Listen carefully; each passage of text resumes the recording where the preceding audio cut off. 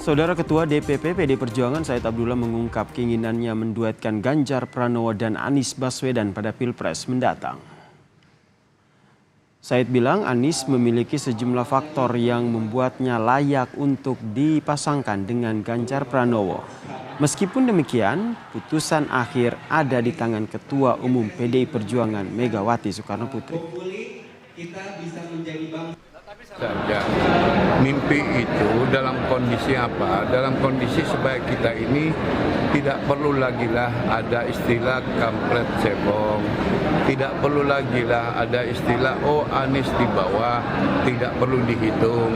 Kami tidak dalam posisi itu. Partai Demokrat mengaku belum mendengar soal adanya wacana menduetkan baca pres Ganjar Pranowo dan Anies Baswedan. Meskipun merupakan tokoh nasional, namun Partai Demokrat menilai keduanya memiliki semangat dan arah yang berbeda dalam membangun Indonesia ke depannya. Mas Anies, Mas Ganjar, juga Mas AHY, ini kan merupakan tokoh-tokoh nasional yang sangatlah layak dan pantas menjadi pemimpin di negeri ini ke depannya. Hanya saja kita tahu saat ini kami Demokrat bersama dengan Koalisi Perubahan sudah memiliki jalan sendiri. Sedangkan Mas Ganjar sendiri sudah memiliki jalannya. Sudah memiliki jalannya sendiri, hanya saja memang jika saat ini kita belum bersama, mungkin ke depannya. Bagaimanapun kan semangat Koalisi Perubahan ini ingin berkolaborasi dan sinergi dengan semua elemen bangsa untuk Indonesia yang lebih baik. Senada dengan Partai Satu Koalisi, Nasdem yang mengusung Anies Baswedan sebagai baca pres menanggapi santai usulan duet Ganjar dan Anies pada Pilpres 2024. Sekjen Partai Nasdem, Hermawi Taslim menyebut setiap dialog ataupun mereka siap berdialog dengan pihak manapun. Meski demikian, Nasdem menegaskan Koalisi Perubahan untuk Persatuan tetap solid. Itu sah saja, orang bermimpi kan bebas. Tetapi kalau itu ingin dijadikan wacana, kami pikir wacana itu harus didalami bersama-sama. Dan untuk itu Nasdem sebagai bagian dari koalisi Anies itu senantiasa terbuka untuk dialog. Kami masih solid tergabung dalam Koalisi Perubahan, Nasdem, Partai Demokrat dan PKS. Lalu bagaimana membaca peluang dipasangkannya Ganjar Pranowo dan Anies Baswedan? Kita ulas bersama dengan Airlangga Pribadi Kusuma selaku pengajar Departemen Politik FISIP dari Universitas Airlangga. Selamat malam, salam sehat Mas Airlangga. Iya, salam sehat Mas. Selamat malam. Ya, DPP DIP menyampaikan wacana untuk menduetkan Ganjar dan juga Anies Baswedan. Anda membacanya seperti apa? Iya, pertama harus kita lihat ini sebagai bentuk seperti testing the water ya. Jadi tes ombak gitu, dalam proses-proses politik untuk membangun pasangan-pasangan yang akan muncul dalam Pilpres 2024. Gitu. PDIP yang tes ombak begitu ya? Iya, PDIP dalam artian ini sosok Pak Said Abdullah ya sebagai salah satu DPP dari PDIP melontarkan wacana tersebut.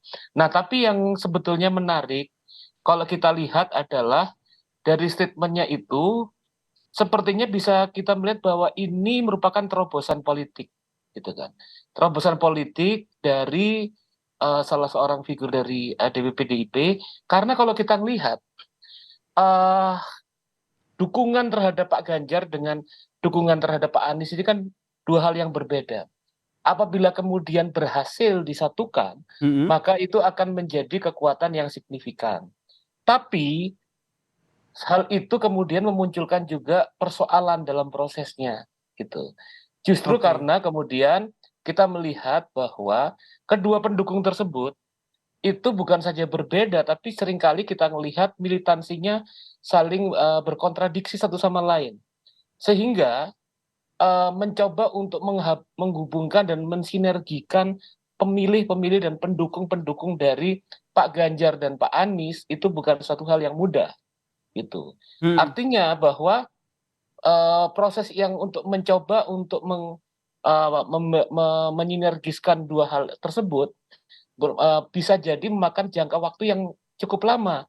Jadi bisa jadi dalam proses kampanye, maka kemudian pasangan ini harus sibuk dengan menghadapi persoalan internal tersebut. Gitu. Nah, itu tantangannya kalau Keduanya akhirnya bisa bersatu begitu atau dipasangkan begitu. Ya, Nah, untuk Anda bilang dipasangkan. tadi cek ombak begitu, akhirnya ombak tersebut akhirnya direspons juga begitu oleh Partai Demokrat, kemudian dari Nasdem juga, bahkan PKS juga akhirnya angkat suara begitu. Anda melihatnya apakah ini sudah berhasil cek ombak yang dilakukan PDIP ini? Berhasil dalam konteks kemudian memunculkan respon gitu. Karena kemudian statement itu kan seperti out of the box ya. Artinya satu hal yang selama ini tidak terbayangkan, tidak terpikirkan dalam konstelasi politik tiba-tiba ditampilkan dalam statement tersebut gitu. Baik, ini terkait dengan responnya nih Mas Erlangga. Saya ajak Mas Erlangga dan juga pemirsa Kompas TV untuk mendengarkan respons dari Partai Keadilan Sejahtera terkait dengan wacana ataupun isu dari PDIP yang ingin menduetkan Ganjar dan juga Anies. Wow, ini kalau Ganjar dan Anies bisa ganas ini kan. Tapi semua itu kan bahagian dari komunikasi politik ya. Membuat isu ya, kemudian berkomunikasi, bertemu, itu kan bahagian dari penjajakan untuk menemukan dan mempertemukan kepentingan-kepentingan yang dimiliki oleh masing-masing partai politik. Itu suatu hal yang biasa ketika ada isu terkait dengan Ganjar Anies atau Anies Ganjar atau kemudian juga Anies Puan atau kemudian Ganjar Caimin dan lain sebagainya. Jadi masih bisa ditolerir lah apa yang dilakukan oleh partai-partai politik ketika mereka mengemas sebuah isi, toh juga belum ada hitam di atas putih kan, jadi semuanya masih terbuka lebar.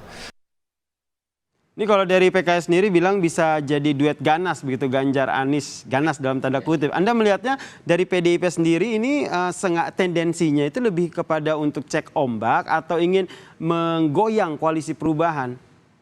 Iya, saya pikir bahwa di internal PDIP sendiri masih belum tercapai kesepakatan tentunya ya, baru kemudian ditampilkan. Nah, kemudian kalau tadi kita lihat bahwa selama sampai sebelum proses kandidasi itu dikirimkan ke KPU, saya pikir bahwa proses-proses kemungkinan-kemungkinan itu sangat mungkin gitu.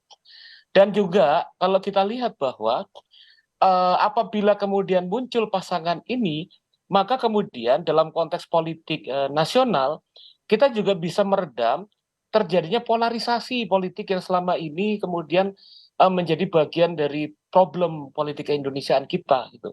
Artinya tadi seperti disebutkan oleh Pak Said Abdullah misalnya, kita tidak lagi bicara tentang misalnya cebong kampret gitu kan, atau kemudian hal-hal yang membelah satu sama lain. Cuma persoalannya bukan hal yang mudah, tadi saya utarakan. Karena misalnya, di satu sisi Pak Ganjar kemudian merepresentasikan, melanjutkan kepemimpinan Jokowi. Sementara tagline dari Pak Anies awalnya itu adalah perubahan. Gitu.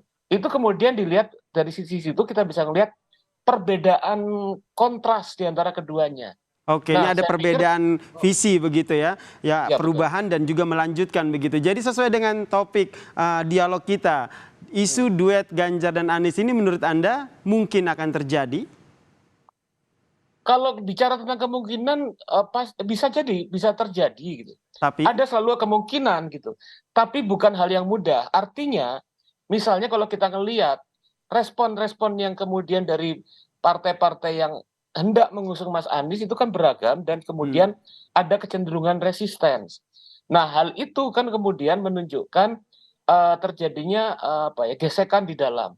Tapi juga kemudian kita melihat bahwa dalam kalkulasi politik, kalau misalnya dari beberapa survei yang muncul misalnya, dari kubu Mas Anies itu kan kemudian dilihat beberapa waktu terakhir ini kan berada pada posisi nomor 3, ya kan? Artinya pilihan-pilihan politik yang memungkinkan gitu, daripada menggenapi 2 kemudian kandidat pasangan, maka kemudian bisa jadi tawaran tersebut meskipun baru testing the water bisa jadi diambil, karena kemudian kalau itu yang dilakukan, maka kemudian dia bisa menjadi posisi dalam konteks wapres begitu. Baik, kita nantikan ya Mas Erlangga ya. Nanti seperti apa nih? Apakah ini hanya sekedar isu seperti kata Anda tadi cek ombak, tapi kita nggak tahu ya kemungkinannya akan seperti apa. Terima kasih Mas Erlangga Pribadi Kusman, pengajar Departemen Politik FISIP dari Universitas Erlangga telah berbagi perspektifnya di Kompas Malam. Salam sehat Mas Erlangga. Salam sehat Mas.